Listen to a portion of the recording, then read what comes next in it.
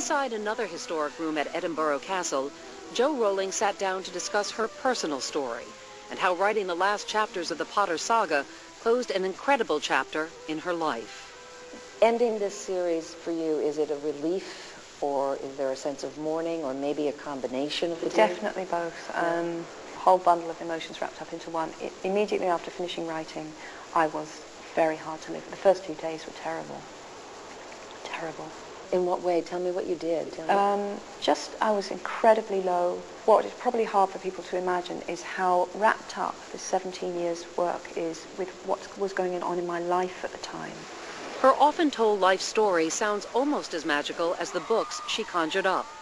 But what's not as well known is the magic was tempered by sorrow and loss, which played a key role in the creation of the Harry Potter books. In a foreshadowing of events in her own life, her parents met and got engaged on a train traveling through the English countryside. And Joanne Rowling was born in a village in the west of England 42 years ago this week. Her father Peter was a factory manager, her mother Anne a lab technician. As a little girl, Jo amused herself and her little sister Di with early attempts at hair-raising stories. I wrote this little book about a rabbit called Rabbit and his adventures, and I illustrated it myself too, and showed it to my mother, who, as mothers do, was rhapsodized and said how wonderful it was. And what's interesting to me is I was 6 years old, and I thought, well, are we going to get it published? I knew exactly what I wanted to do. Fast forward 20 years to 1990, and Jo Rowling came up with a very different type of story. She had been visiting a boyfriend in Manchester, England, and was traveling back to London on a train when inspiration struck.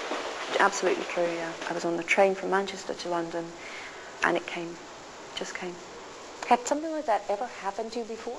Yes, truthfully. I mean, other ideas had just come to me, because I think if you're a writer and that's what you spend a huge amount of time doing, ideas do come to you. But nothing had ever come so with such a, I had this, I thought, God, I'd love to write that. And when I got off the train, I went straight home and I started writing. Then living in London, she kept her story about a boy wizard to herself. Her mother was gravely ill and then died 6 months after her daughter began writing the Potter story. Did your mom ever know that you were writing this? No. That's one of my biggest regrets. She never knew. I never told her. She had been sick for quite a while. She had battled MS for 10 years. Yeah. How did her departure, her death, affect this book? Definitely Mum dying had a profound influence on the books, because in the first draft, his parents were disposed of really in quite a almost cavalier fashion. I didn't really dwell on it.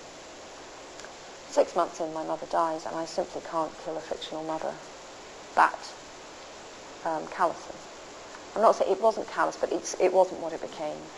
And I really think from that moment on, death became a central, if not the central theme of the 7 books. You mean death in terms of loss, not just the killing of people, but... Yeah, absolutely, the theme of how we react to death, how much we fear it, of course, which is a key part of the books, because Voldemort is someone who will do anything not to die. He's terrified of death.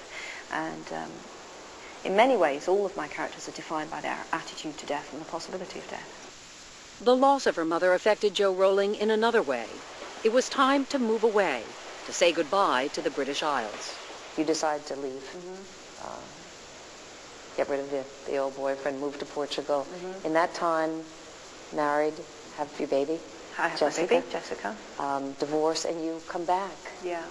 To a kind of a different world. You're really on public different. assistance at that point? Yeah, that was obviously a very, very tough time, because I'd been working always up until that point. I never meant to live in Edinburgh. It was it's purely because my sister was here and I came here for Christmas with her. She wrote about Harry at an Edinburgh cafe, with baby Jessica napping by her side. She lived in a small upstairs apartment. Then, after a publisher saw the first 3 chapters of the book and asked to see more, she rushed to finish it. I was determined to try. I was determined to try, because frankly my life was such a mess at this point. What was the worst that could happen? Everyone turned me down, big deal. But the tough times were about to end.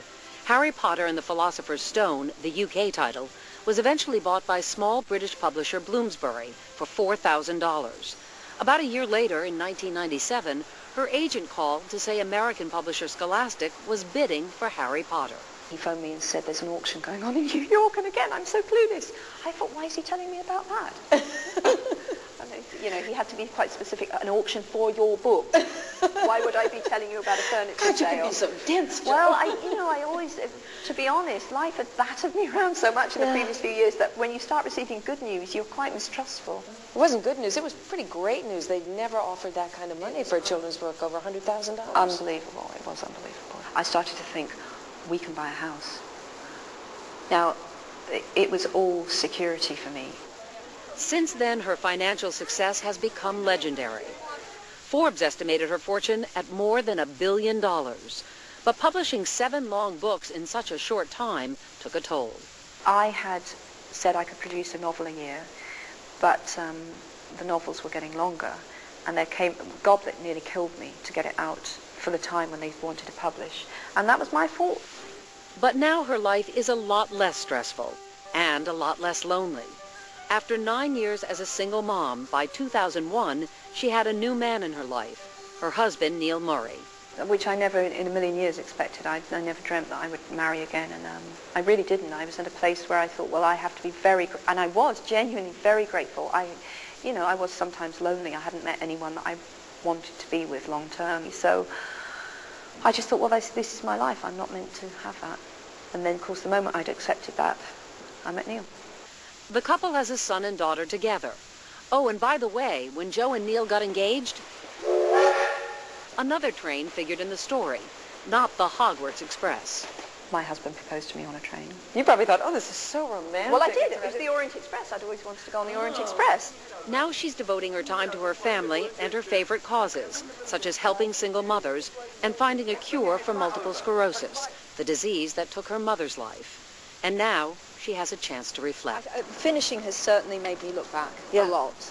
And it is almost incredible to me at times what's happened.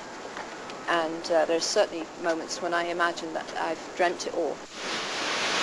Coming up, when Harry met Hollywood and turned 3 Potter fans into stars. She has a great understanding that the films are one thing and that the books are another.